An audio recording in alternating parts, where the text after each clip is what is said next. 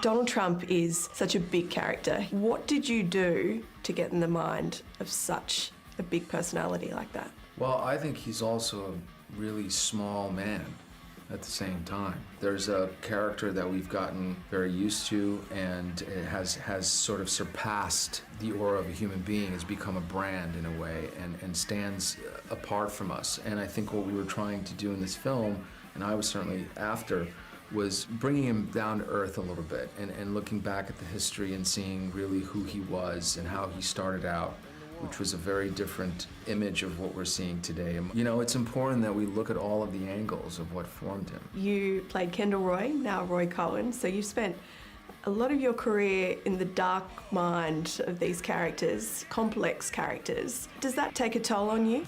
Probably, but you know, it's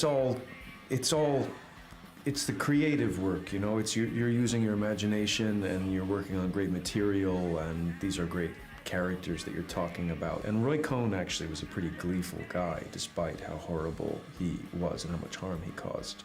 It's surprisingly a positive thing to walk around in his shoes because he had no conscience or remorse or shame. How do you always win? There's rules.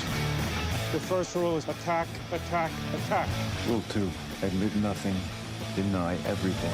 Can I ask you about the elections and the timing of all of this? Right. Was the release on purpose? Was that political? I mean, we sort of ended, the world dictated this to us in the, you know, more or less. I mean, we premiered in Cannes in May, and then, you know, we fought to get a release, and there were a lot of complications, which basically brought us to now. I think it's exciting to release it. Do I think that we can, you know, sort of affect the US elections? I mean, I wish, you know, we had the powers. Maria, you were simply stunning in this movie, and Ivana comes across as much more than just Mrs. Trump. Was that important to you? It was. Thank you so much for saying this. That's my hope. Because I wish I knew more about her before. I wish I knew that she's been this ahead of her time woman, and outspoken and bold and hardworking and smart. She's been more than just a beautiful model. She's been more than just a fashion icon. She's been, to a certain degree, a role model. You have to be willing to do anything to anyone to win. His feedback on social media over the past few days, calling it a political hatchet job. There were legal letters sent, cease and desist. Did either of you at any point think this movie's not going to come out? You know, if it wasn't so sort of chilling and in a way terrifying, I would think it was funny because it's out of Roy Cohn's mouth, essentially. I mean, in the movie explores these rules that Roy had.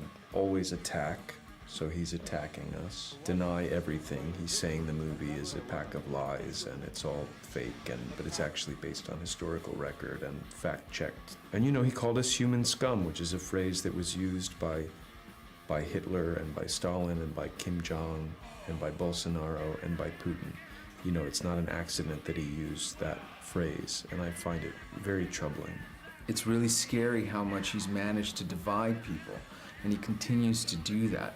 And I think that whole caricature thing, which I feel he plays into a little bit, he's lost his humanity. He's embraced this cartoon because he can get away with it, and we let him.